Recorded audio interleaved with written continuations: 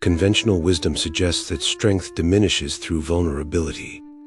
Yet this misses the fundamental truth.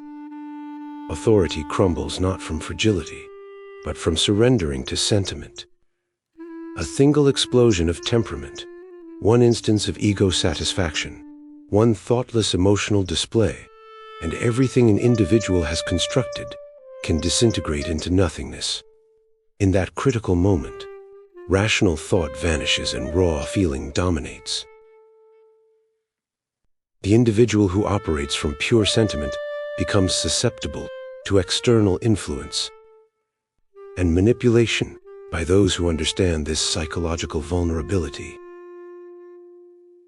Contemporary society no longer requires physical restraints to subjugate populations.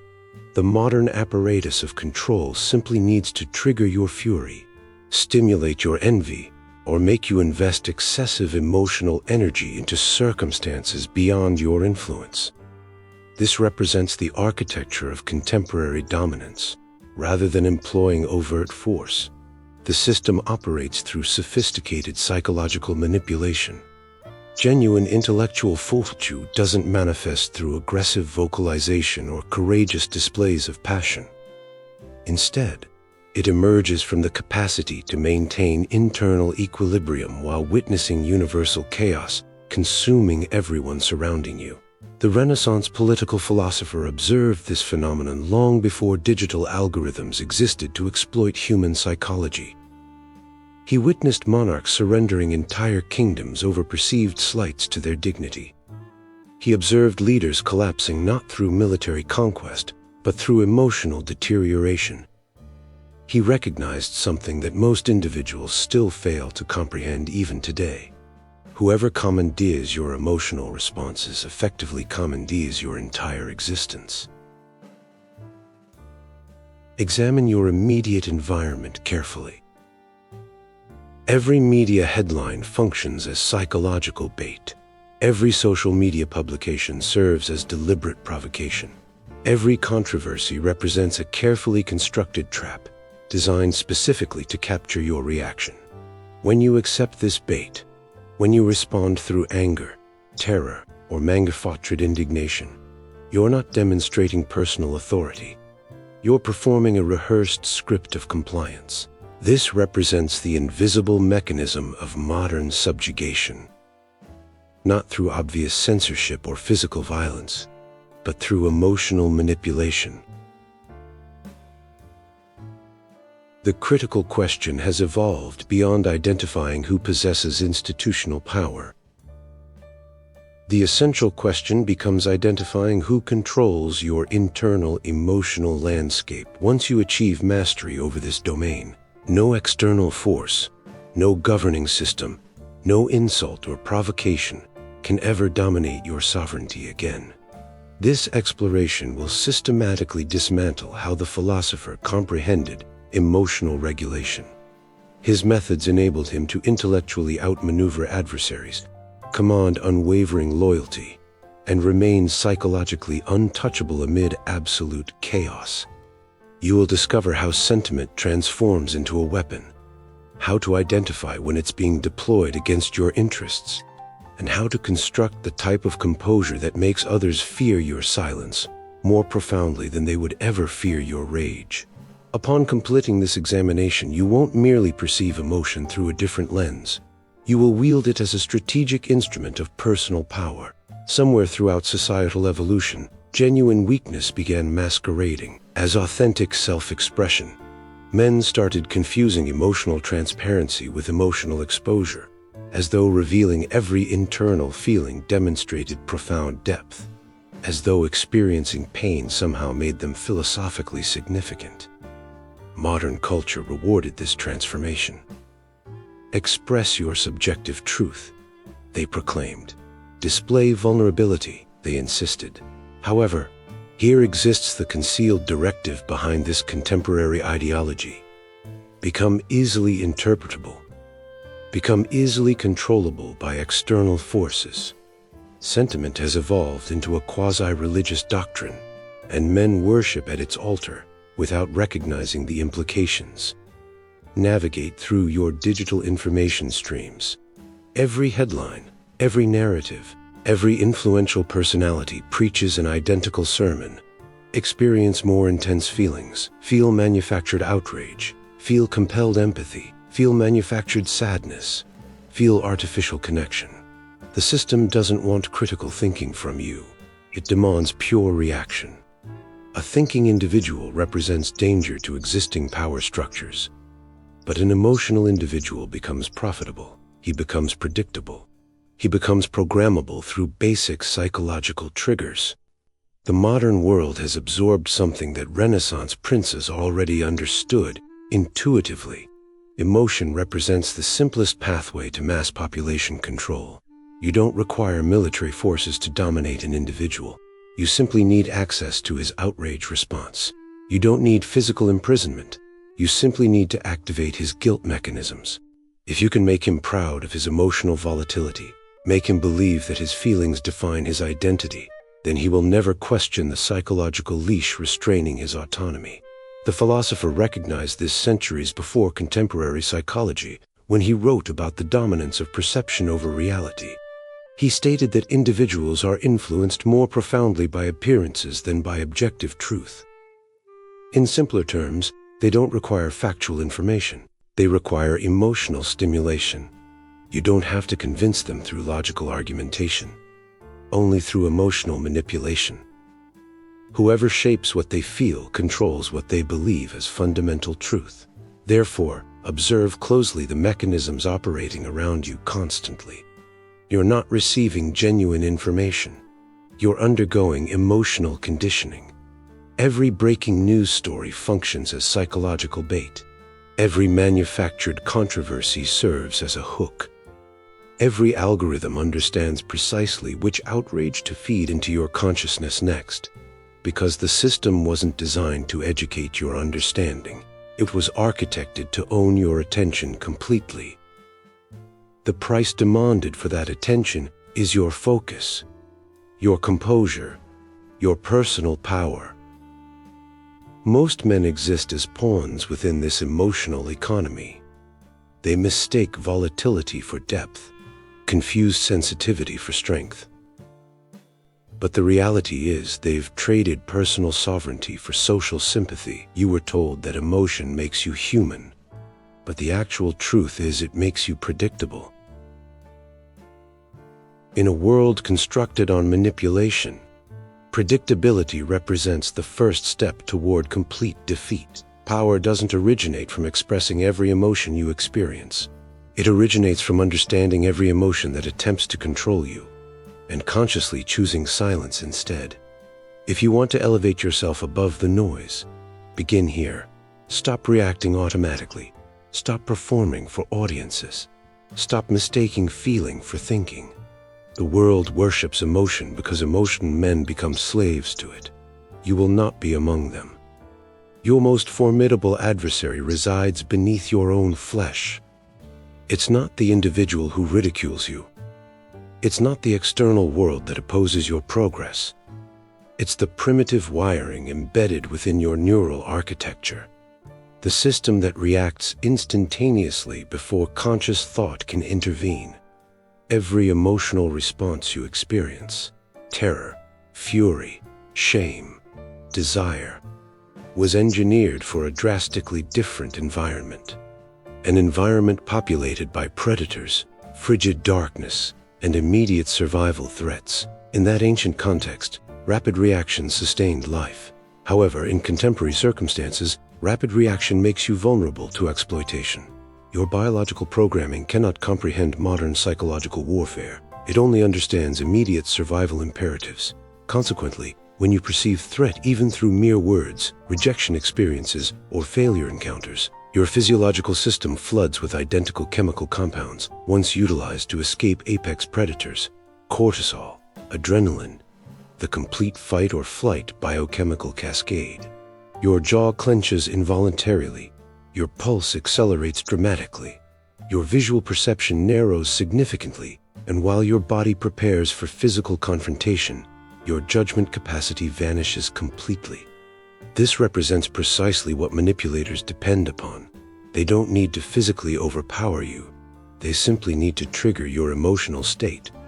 Activate the appropriate hormonal combination, and you'll self-destruct on their behalf. You'll articulate something reckless, expose something personal, authorize an agreement you shouldn't accept, apologize when wrongdoing wasn't yours. Every masterful manipulator comprehends this mechanism thoroughly. Dominate the emotional response. Dominate the individual completely. The philosopher warned governing powers about this precise vulnerability. He stated that an individual who cannot master his fundamental nature will be mastered by external forces instead. He understood that genuine battlefields aren't external territories, they're internal domains. If your biological programming dictates your behavioral patterns, you're not functioning as a strategist, you're operating as a marionette. Consider how emotional responses hijack personal authority. Terror makes you hesitate unnecessarily. Fury makes you impulsive and reckless. Affection makes you blind to reality. Guilt makes you obedient to others. Pride makes you careless with consequences. Every emotional response represents a string awaiting someone more intelligent to manipulate. This explains why coldness isn't cruelty. It's precise calibration. It's the art of creating pause between impulse and action. It's acknowledging I feel this sensation, and then inquiring who benefits if I display it. That singular question alone separates rulers from those ruled. Contemporary psychologists now confirm what the philosopher already practiced centuries ago. The human cognitive system operates through two distinct mechanisms. One functions rapidly, emotionally, reactively, representing the animal instinct. The other operates slowly, rationally, calculatingly, representing the strategic mind. Most individuals exist and perish within the first system exclusively. However, those who ascend to power, the tacticians, the commanders, the sovereigns, they operate predominantly from the second system. They recognize that emotion will perpetually knock upon the door, but they never permit it to seize control of the vehicle. Here exists the concealed secret. Emotion represents energy in raw form, but unrefined energy without intentional direction becomes absolute chaos. You cannot erase your instinctual responses. You must transform them into weapons. Fury becomes disciplined action. Terror becomes heightened alertness. Desire becomes focused drive. Every emotional response possesses a higher evolutionary form. The weak drown within their feelings. The strong refine them into strategic advantage. Next occasion you experience provocation, someone disrespects your position, someone tests your boundaries, remember this fundamental truth. That surge of emotional intensity isn't power. It's a biochemical illusion. Your opponent doesn't need to strike you physically. He simply needs to make you strike yourself psychologically. When you control your biological programming, you cease being human in the ordinary conventional sense. You become something considerably rarer. An individual who can stand motionless while others tremble uncontrollably. An individual who can think clearly when everyone else reacts mindlessly. An individual no longer governed by nature's programming, but by conscious design. This represents where genuine dominance originates, not by conquering others externally, but by silencing the chaos within. No tyrant ever required physical chains when psychological fear would accomplish the objective. No seducer ever required physical beauty when focused attention was sufficient. And no manipulator ever required physical force, only your emotional responses. The world doesn't control you through power. It controls you through emotion.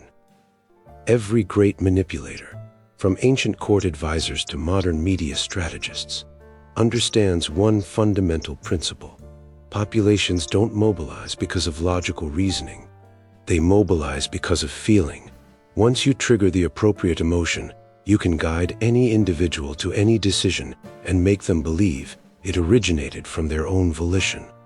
This explains why every kingdom, every empire, every governmental structure, And every corporation operates on emotional engineering principles. They don't sell products, they sell desire. They don't provide truth, they provide fear. They don't need to silence you, they simply need to make you outraged enough to silence yourself. It's the identical playbook refined over centuries. The philosopher hinted at it within his treatise. Individuals are influenced more profoundly by fear of punishment than by hope of reward. Modern society perfected it. Every headline, every trend, every ideological conflict you observe online is powered by identical ancient instincts: terror, envy, pride, belonging. Observe how this game operates systematically. They utilize fear to make you obedient. They utilize outrage to keep you distracted. They utilize guilt to make you compliant. And they utilize hope, the sweetest poison of all, to keep you returning for more. Once emotion dominates, logical reasoning shuts down. That's the precise moment they achieve victory. You believe you're acting from conviction, but you're just being steered. You believe you're fighting for justice, but you're feeding their algorithm. You believe you're rebelling, but your rebellion was predicted, modeled, and monetized.